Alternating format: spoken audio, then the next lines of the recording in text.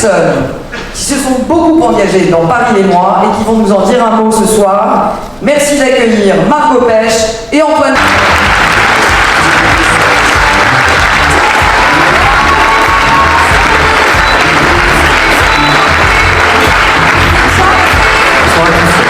Bonsoir à tous, on est ravis d'être là. Merci Olivia, merci à tous d'être si nombreux. Alors, on vous l'a dit, on va parler de Paris ce soir, et à Paris, il y a quelque chose qu'on aime bien, c'est poser des questions. Alors, je voudrais commencer par vous poser quelques questions, ça sera rapide, et j'aimerais bien que vous répondiez tous ensemble. Alors, pour commencer, j'aimerais savoir qui dans cette salle est né à Paris. Vous êtes nombreux. Qui est monté à Paris pour trouver un boulot ou faire des études? Vous êtes nombreux. Et finalement, qui est fier d'être à Paris et d'être parisien? Voilà, on est tous ensemble, on est fiers d'être parisiens, et pourtant, vous le voyez, on a ces différences, cette histoire, ces raisons qui nous ont poussés à vivre à Paris, à construire notre vie. Et finalement, c'est ce qui, je crois, aujourd'hui représente le plus notre vie. On vient ici pour un boulot, on vient ici pour une passion amoureuse, on vient ici pour un engagement politique, associatif, pour faire des études. Et finalement, on pense rester 1 an et on reste 10 ans, 20 ans. On reste tout simplement parce qu'on aime cette vie. Et je crois profondément que les racines qu'on choisit, c'est vraiment celles qui nous attachent le plus, c'est celles qui sont les plus fortes. Et c'est ce que l'on voit aussi à Paris, et c'est ce que l'on a vu avec Paris et moi. Parce que j'ai commencé cette petite introduction en vous posant une question, mais c'est ce qu'on aime faire ici à Paris. Et c'est ce qu'on a fait pendant plus d'1 an. On a commencé avec Paris et moi, d'abord avec des groupes de travail, pour se poser la question. Comment ça va à Paris? Qu'est-ce qui se passe du point de vue de l'écologie, du point de vue de la mobilité, du point de vue de l'éducation? Donc on a créé des groupes de travail, et je voudrais remercier ici tous les experts qui ont participé, qui ont contribué, qui ont fait un diagnostic extrêmement précis.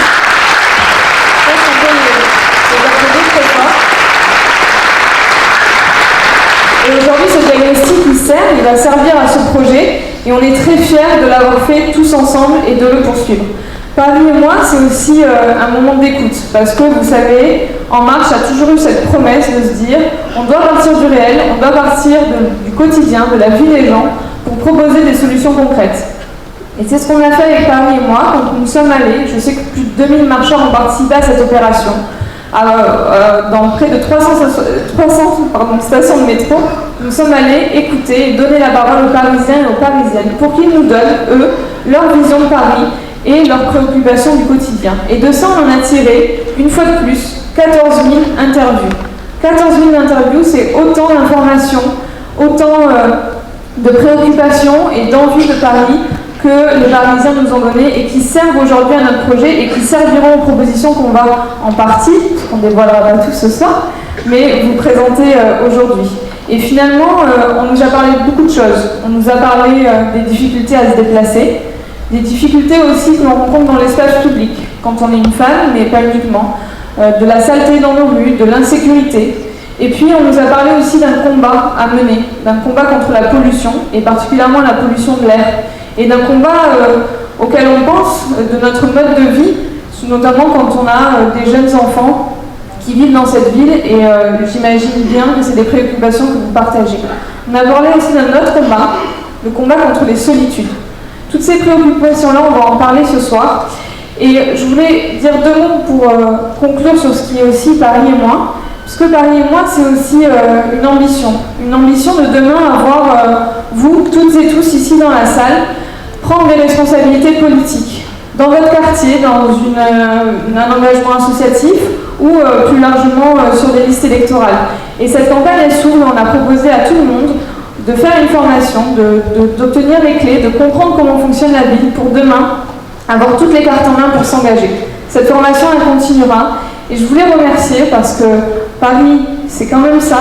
Tout ce qu'on a fait depuis plus d'1 an, c'est grâce à vous, c'est grâce à tous les adhérents, tous les élus, tous les référents, tous les marcheurs qui se sont mobilisés sur le terrain, peu importe les saisons, peu importe le temps dehors. Je sais que ce soir il fait encore très chaud, mais on aime cette chaleur humaine, on aime être ensemble, et on aimera être ensemble dans les prochains mois pour porter ce projet parisien autour de Benjamin Griveaux. Et toutes ces idées que l'on a mises au débat, que l'on a construit tous ensemble depuis des mois, elles vont servir cette campagne et on a hâte de commencer cette nouvelle aventure. Alors, il manque quelqu'un, ou plutôt plusieurs personnes dans la liste que j'ai citée, ce sont les jeunes. Et les jeunes, ils ont aussi été beaucoup présents dans la liste.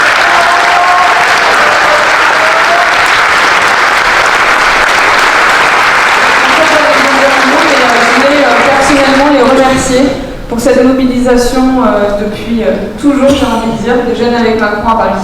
Merci Margot, merci beaucoup. Bonsoir à tous. Je vais peut-être commencer par une question. Est-ce que vous connaissez tous les jeunes avec Macron? Je pense que très objectivement, cette année, vous n'avez pas pu nous rater, hein, avec plus de 3800 jeunes engagés à Paris, des étudiants, des jeunes actifs, des lycéens, avec près de 70% de primo-engagés, avec un bureau de combat, une équipe de combat qui a été renouvelée hier, avec Valentine, avec Juliette, avec Amélie, avec Aurélie, avec Anthony, avec les 17 coordinateurs d'arrondissement les plus proches du terrain. Nous sommes aujourd'hui le premier mouvement politique de jeunesse à Paris.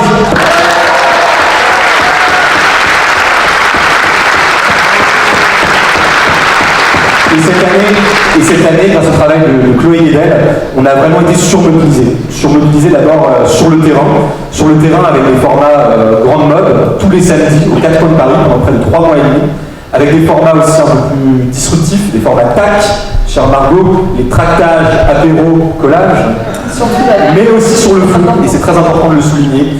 On a aussi participé à l'organisation, on a organisé de très beaux événements sur les européennes.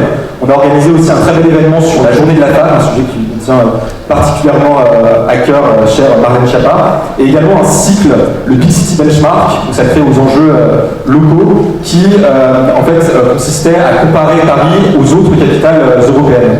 On a commencé ce cycle en parlant de l'écologie, un sujet qui nous tient particulièrement à cœur chez les jeunes avec Macron, avec Brune Poisson et avec Florence de Massol. On a ensuite parlé du logement. Alors, Julien de Normandie n'est pas encore arrivé, mais il était intervenu avec nous la dernière fois aux côtés de Marie Zacchiari pour parler notamment du logement intergénérationnel. Comment se loger à Paris finalement quand on est jeune.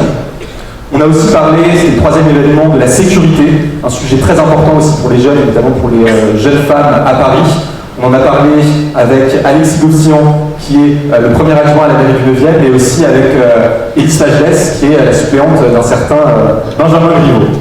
Et on a clôturé ce cycle en parlant des enjeux métropolitains. Ce sera vraiment le fil rouge de la campagne, la métropole, la région, parler avec les voisins. On avait discuté bien sûr avec Paco, Ophélie Rota et Jean-Paul Huchon.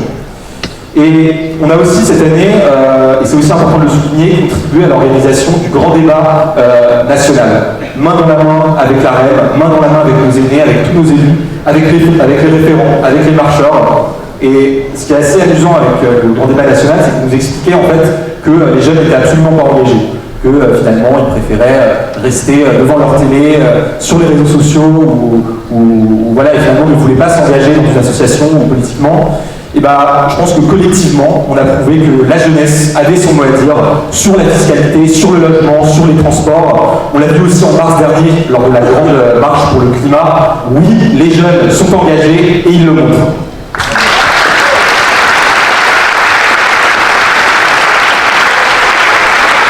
Et tout ce travail, cette mobilisation, on va la continuer en dépassant les frontières des partis politiques avec tous les jeunes de Paris, avec des sujets qui nous sont chers, l'écologie, la solidarité, les innovations, la culture aussi. Nous allons contribuer à porter le projet de Benjamin, un projet alternatif, un projet progressiste, un projet écologiste, pour faire de Benjamin Griveaux, en mars prochain, le prochain maire de Paris.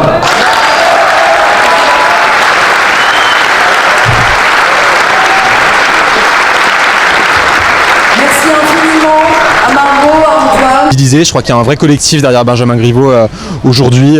Ce ne sera pas une campagne en marche, ce sera une campagne vraiment de rassemblement. Il y a un vrai collectif derrière qui est très motivé pour faire campagne. Et moi, en tant que jeune, sur les thématiques qui ont été abordées, j'ai particulièrement été sensible à la thématique de l'écologie. En tant que jeune, en tant que jeune génération, c'est une thématique moi qui me tient beaucoup à cœur. Tout son discours aussi sur parler à la banlieue, réfléchir avec les voisins, c'est quelque chose, je pense, qui le différencie et qui le distingue de la maire actuelle. Et je pense qu'on va attendre l'été et bien se reposer pour tous partir en campagne à partir de septembre.